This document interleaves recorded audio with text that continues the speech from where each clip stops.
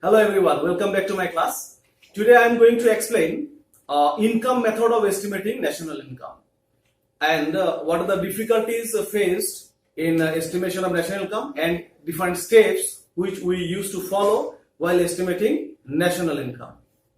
In income method, the income generated in all the sectors in an economy during an accounting year in the form of factor income or earned income are added together to derive the net domestic product at factor cost. And with that, we include the net factor income from abroad, and then we get NNPF, that is net national product at factor cost, which is also called national income. Now I am going to explain the different steps which are used or which are followed to measure national income. So the first step is identification of production units employing factor inputs. That means in this stage, first step, we'll have to identify production units, that is different firms. So all those firms or all those production units which are employing the factor units, we'll have to find out them. The second step is classification of factor incomes. That is the income which are earned by the factors of production will have to be classified into different categories, and these three categories are compensation of employees, that is COE, then operating surplus, that is in short it is written as OS, and MI, that is mixed income of self-employed. And if we add all these components, that is COE plus OS plus MI, we will get NDPFC, that means net domestic product at factor cost. And this net domestic product at factor cost is also called domestic income. Now in compensation of employees, COE, there are three components, that is payment in the form of cash, payment in kind, and payment in social security contribution. So here I would like to explain COE, that is compensation of employees. That means the employees are working in a factory or a farm or wherever they are working, they are being compensated by making them payment. So payment may be of three types. That is, I can explain here COE. It may be payment in cash. It may be in the form of payment in kind. So COE is having three components, that is payment in cash, payment in kind, and social security schemes. So here cash means it's salary. The salary is paid in terms of money. So it will be coming here salary, incentives, commissions, bonus, whatever is paid in terms of money, that will be coming under cash payment. And here another type of payment is being made by the employer to the employee, that is payment in kind. So payment in kind involves the payment in the form of some commodities. Say for example, the people who are working in Indian Railways, they are getting free quarter, that is the railway quarters are being given to them to stay there. They are getting traveling facilities, free traveling. They are getting railway pass. They can travel from one place to another. They are getting free medical facilities. Their children are getting free schooling. So all these are coming under payment in kind.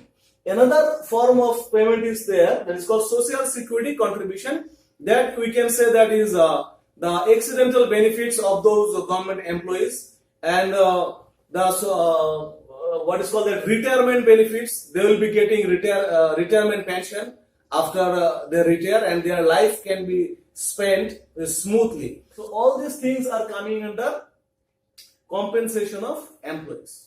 The next component is operating surplus. So operating surplus can be defined as income earned from property and entrepreneurship. Operating surplus refers to the income earned from property and entrepreneurship. So the properties may be your land, or it may be any other assets where from you are getting royalty. From land you are getting rent. From some other assets you may get royalty. From capital you may get interest. So rent, royalty, interest, all these are income from property.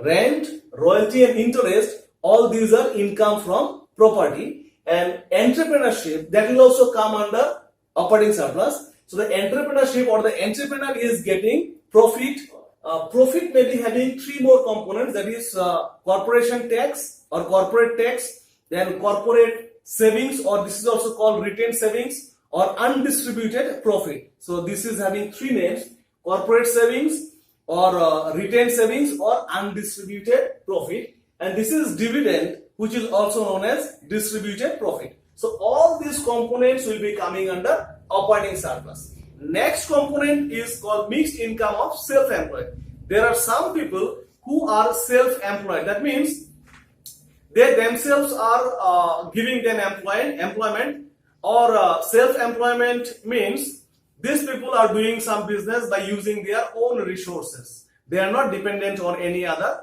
entity or any other government or any other firm. They are having their own business. Say for example, one CA, chartered accountant, or a private medical practitioner. So all of them are self-employed.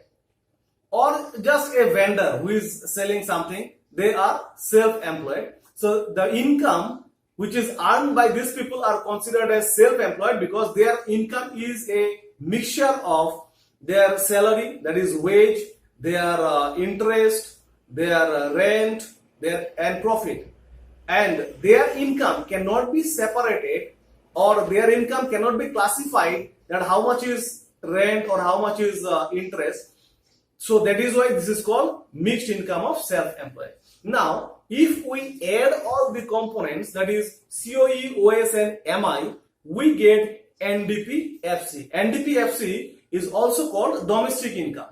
Now with this domestic income, if we add net factor income from abroad, we get NNP-FC, that is net national product at factor cost, which is also called national income. So these are the few steps that we are following to estimate national income through income method. Next, I am going to explain some precautions that should be taken while estimating national income by income method. So first one is only the factor income should be included and transfer income should not be included. That is, factor incomes are earned income, land, labor, capital, entrepreneur. All the factors are working and earning money.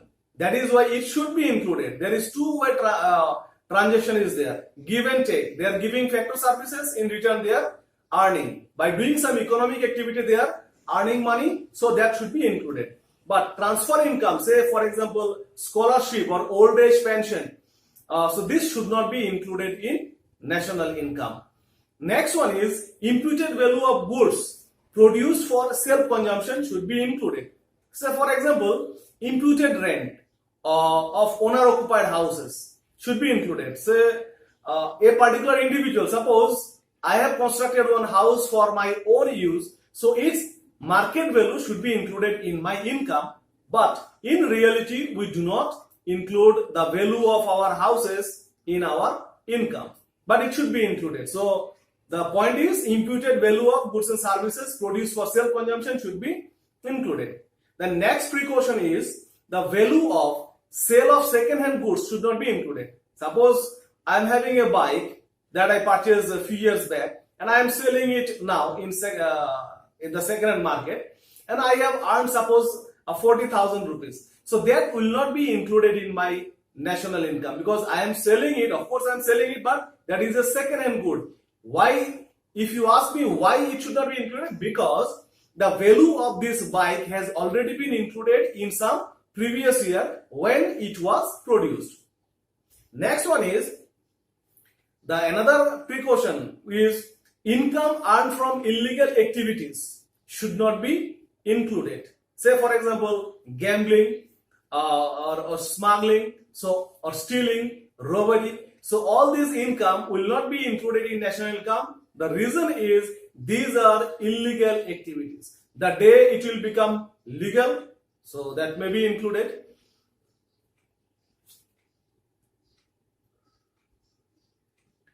Next one is another point is that windfall income should not be included in national income. For example, income earned through lottery. If someone gets a lottery of 50 crore rupees, that is also his income, is getting the money, but that will not be included in national income, because to get that amount of money he has not done any economic activity. So these are the precautions that should be taken while estimating national income and through income method. So these are the precautions that should be taken while measuring national income through income method.